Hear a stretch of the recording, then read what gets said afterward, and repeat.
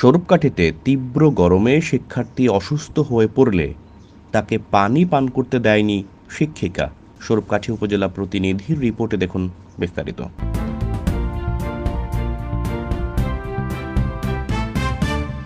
স্বরূপকাঠিতে তীব্র গরমে তানজিলা নামে অষ্টম শ্রেণীর এক শিক্ষার্থী স্বাস্থ্য সুরক্ষা ক্লাসে অসুস্থ হয়ে পড়লে পানি পান করতে দেয়নি সহকারী শিক্ষিকা রীতা রানী মৃধা। শনিবার দুপুরে উপজেলার স্বরূপকাঠি বালিকা মাধ্যমিক বিদ্যালয়ে এ ঘটনা ঘটেছে। তানজিলা আক্তার গরমে ক্লাসের ভেতরে মাথা ঘুরিয়ে অসুস্থ হয়ে পড়ে। এ সময় তার সহপাঠী ক্লাসে উপস্থিত শিক্ষিকা রীতা রানীকে তানজিলার অসুস্থতার কথা বলে পানি আনতে বাহিরে যেতে চায়।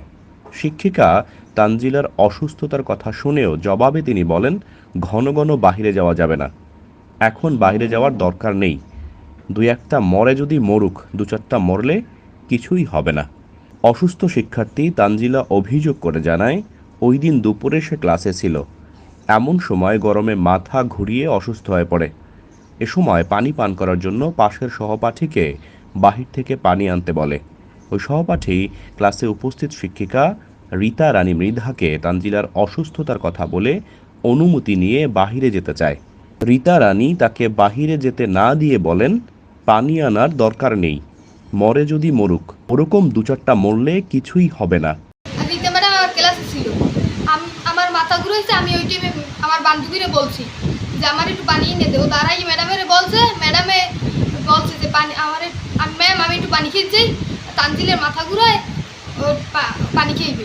ম্যাডাম বলছে একটা বোতলে পানি এনে রাখবি। আমি বারবার পানি এনতে যাই দিব না, একটা মরলে মরুক, একটা দুইটা মরলে মরুক, ওতে আমার কিছু আসে যায় না।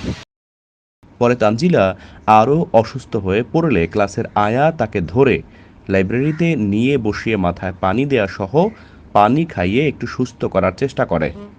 তার পিতা খবর পেয়ে ছুটে এসে তানজিলাকে হাসপাতালে নিয়ে যায় এবং তাকে অক্সিজেন সহ ইনজেকশন দেওয়ার পরে সুস্থ হয়ে বাসায় ফিরে যায়। তানজিলার পিতা মোখলেসুর রহমান লালন অভিযোগ করে বলেন, তার মেয়ে ক্লাস চলাকালীন সময়ে অসুস্থ হয়ে পড়ে। এ সময় মেয়েটি একটু পানি পান করার জন্য আকুতি করলেও নিষ্ঠুর শিক্ষিকা তাকে পানি পান করতে দেয়নি, বরং উল্টো বলে, মরলে মরুক, ওরকম দু চারটা মরলে কিছুই হবে না। আমার বলছে যে কাকা আমি তানজিলা অসুস্থ হয়ে পড়ছে, আপনি আসেন। আমি যাই দেখি ওদের ওই যে ওর বান্ধবীর বাসায় শ্বাসকষ্ট হইতেছে, আমি নিয়ে ওখান থেকে হাসপাতালে গেছি। হাসপাতাল যাওয়ার পর অক্সিজেন দিয়েছে আধা ঘন্টা এবং ইঞ্জেকশন দিয়েছে। পরে একটু মোটামুটি সুস্থ হওয়ার পরে আমি ওদের কাছে জিজ্ঞাসা করছি, ওরা বলছে যে স্কুলে অসুস্থ হয়ে পড়ছে।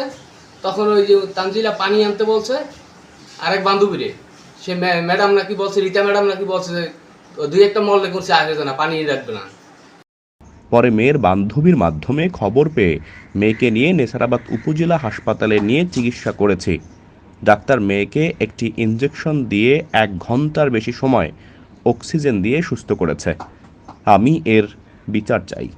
সহকারী শিক্ষিকা রীতা রানী মৃধা বলেন, গরমের কারণে আমরা ক্লাসের সবাইকে আধা লিটার বোতলের পানি সাথে নিয়ে আসতে বলেছি।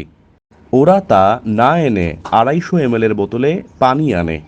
এ কারণে ঘন ঘন পানি খেতে বাহিরে যেতে হয়। তাই আমি বলেছি এখন পানি আনতে বাহিরে যাওয়া যাবে না।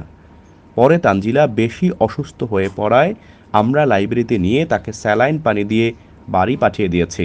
2-1 জন মরে মরুক এ ধরনের কোনো কথা আমি বলিনি।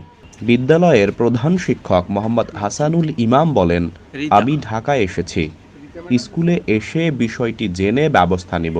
একটা মেয়ে যদি অসুস্থ হয়ে পড়ে সে আমাদের খবর দেবে, অভিভাবকরা খবর দেবে, প্রত্যেক অভিভাবকের ফোন নাম্বার আছে।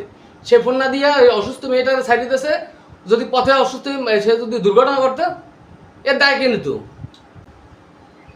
এর যাতে সুষ্ঠু বিচার হয় এই বিচার দাবি করতেছি আমি। এবং আমি ওই স্কুলের রানিং সদস্য, ম্যানেজিং কমিটির রানিং সদস্য, সে আমারে ফোন দিতে পারে নাই। সে আমার অসুস্থ মেয়েদের সাইড দিতে, অন্য মেয়েদের সাথে তারা কি করবে?